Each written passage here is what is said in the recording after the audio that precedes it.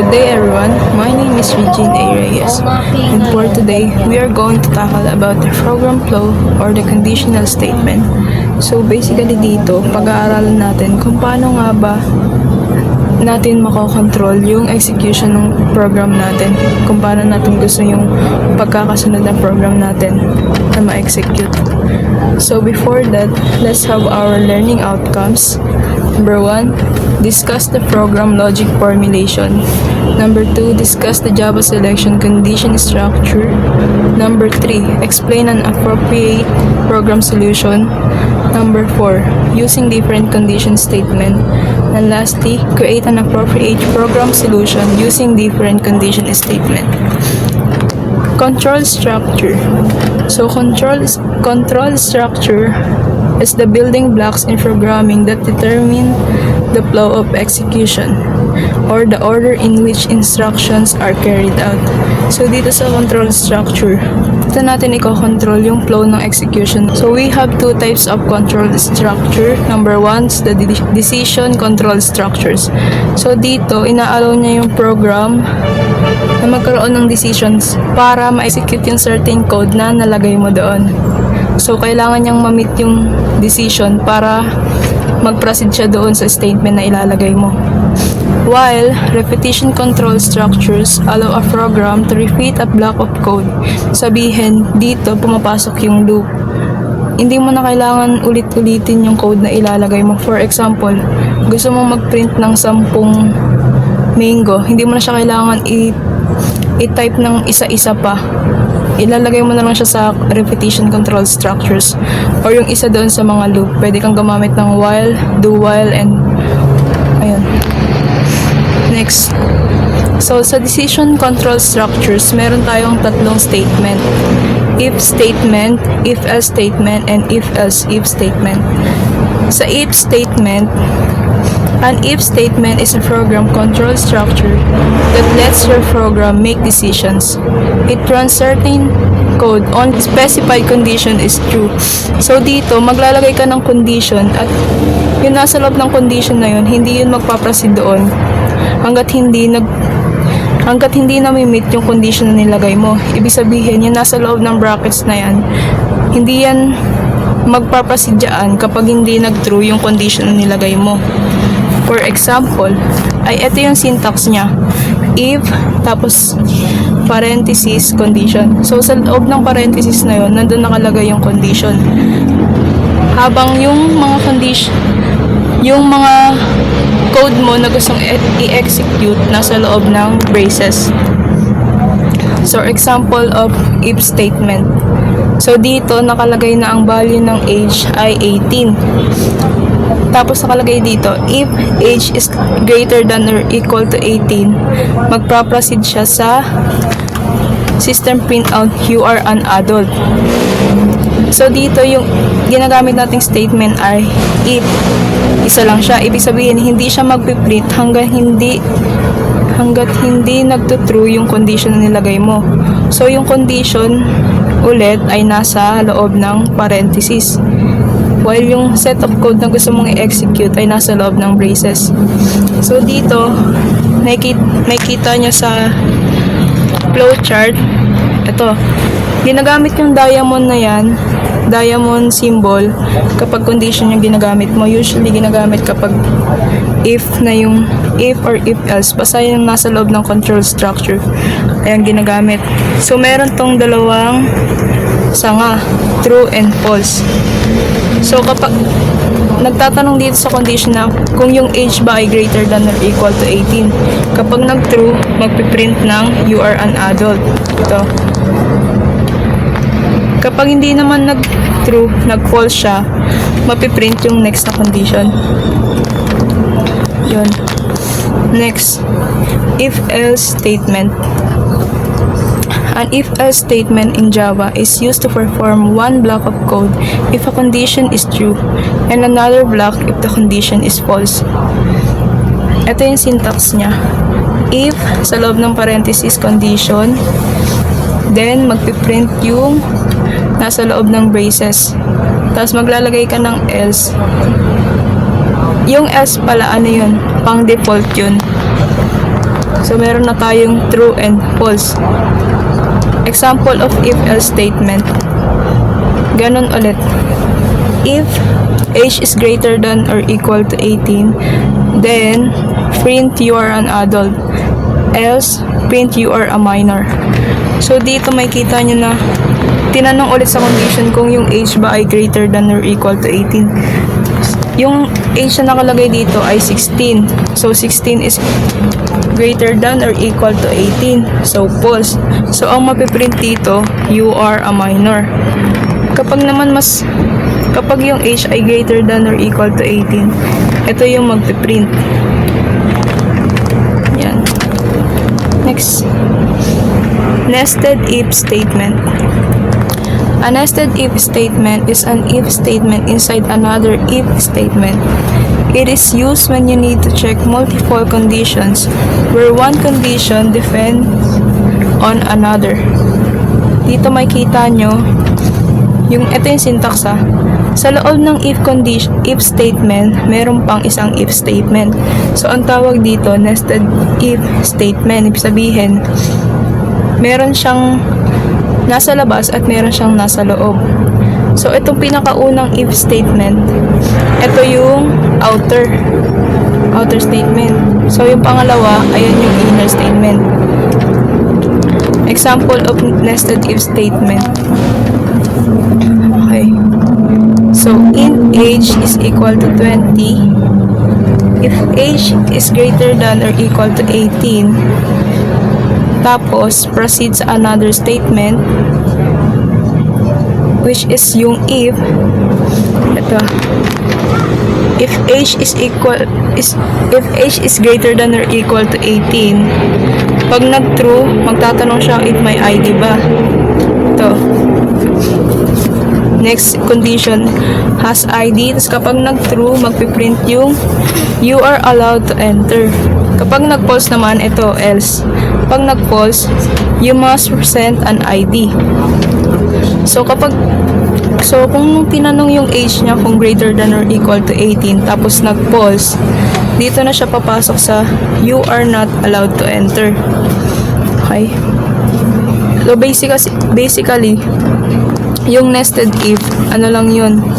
If condition sa loob ng isa pang if statement. If statement sa loob ng isa pang if statement. Kaya nagkakaroon ng nested if statement. Next, if-else statement. So, ito naman. Sa if-else statement, ginagamit to kapag meron kang two or more other conditions na gustong ilagay. So, an if-else if statement allows you to test multiple conditions and execute different blocks of code depending on which condition is true. So, ito, ginagamit siya kapag marami kang gustong ilagay na conditions. So, ito yung syntax niya. If condition number 1 proceeds. Else if condition number 2 proceed. Else or default proceed. Sa else pala, hindi na kayo maglalagay ng condition kasi automatic default na yun. Sample program. So, ito. Int grade is equal to 85.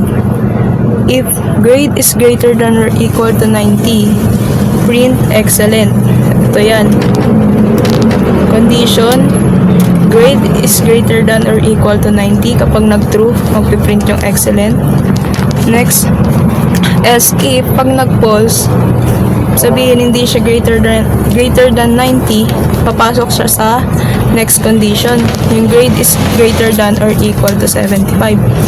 So, kapag yung grade niya ay greater than or equal to 75, magpiprint siya ng good. Kung hindi naman, papasok na dito yung sa default. Ito, print fail. Yan. Ayun lang. Unang condition, itatanong muna kung namimit ba niya yung condition niya. Kapag hindi, susunod siya doon sa other condition. Kapag hindi naman, dediretso na siya sa default. Okay. So, may mga common errors Sorry. May mga common errors na usually nagagawa ng mga programmers ng mga students kapag nagko-code sila. Isa na dito yung using 1 equal instead of 2 equals for comparison.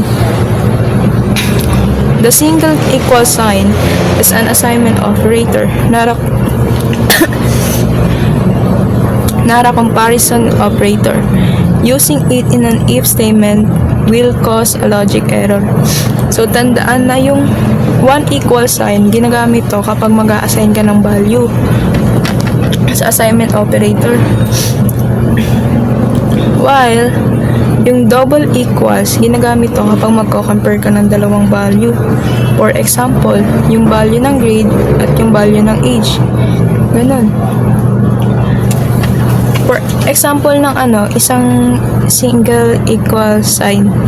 Ganito, kita nyo, int grade is equal to 85. Ayun yun.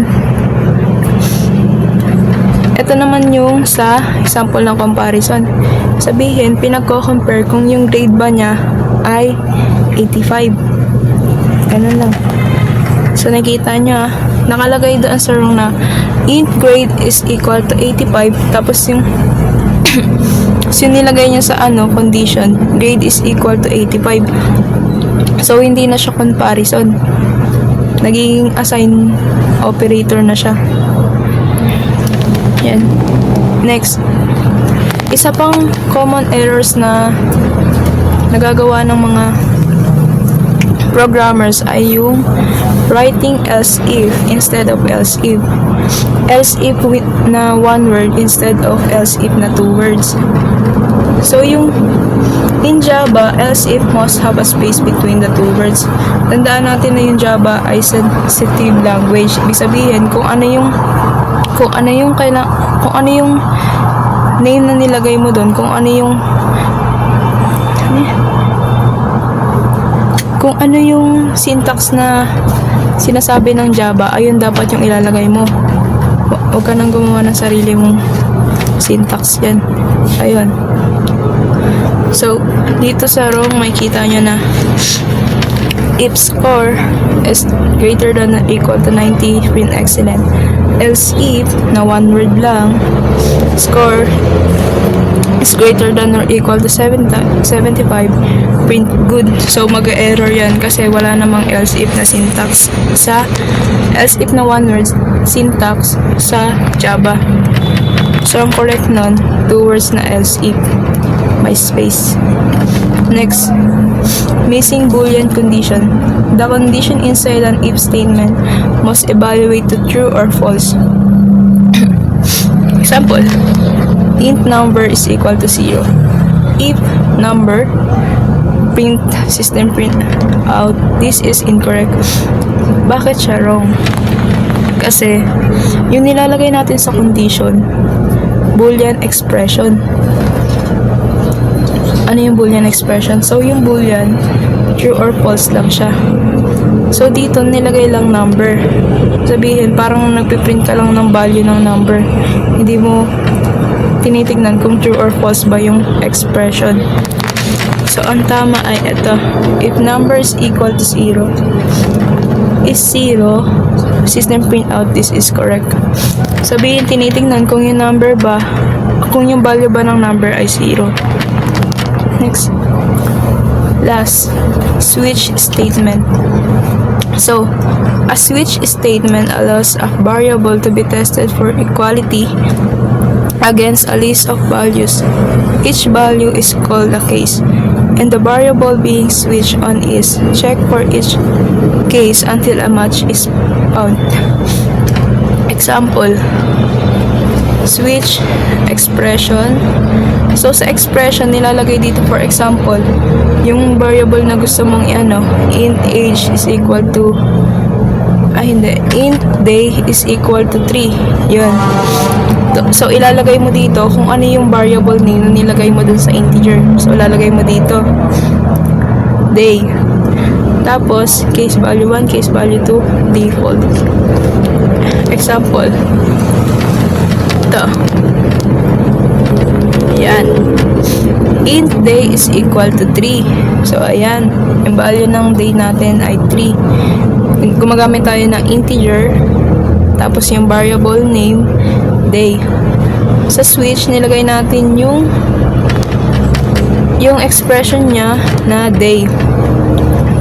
Tapos dito na papasok yung mga cases. So, kung yung case ay 1, magpiprint Monday.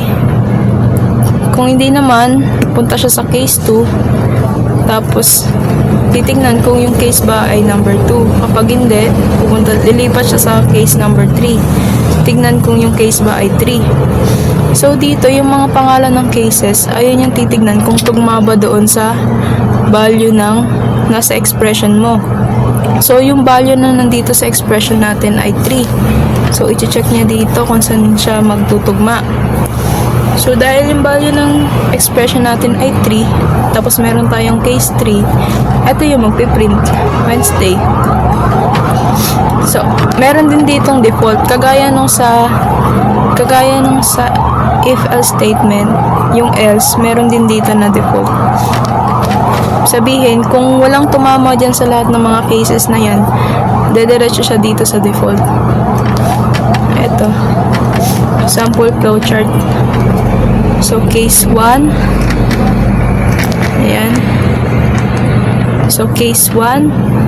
Tingnan niya kung yung case ba ay 1. Kapag yung case ay 1, true, magpiprint Monday. Pag nag-false, tatanungin niya ba kung yung expression ay 2. Pag nag-true, magpiprint yung Tuesday. Pag nag-false, tatanungin niya naman kung yung case ba ay 3. Pag nag-true, magpiprint yung Wednesday. Pag nag-false, pupunta na sa default, yung invalid day. So, ayun lang. So, pag may mga tanong kayo, comment nyo lang.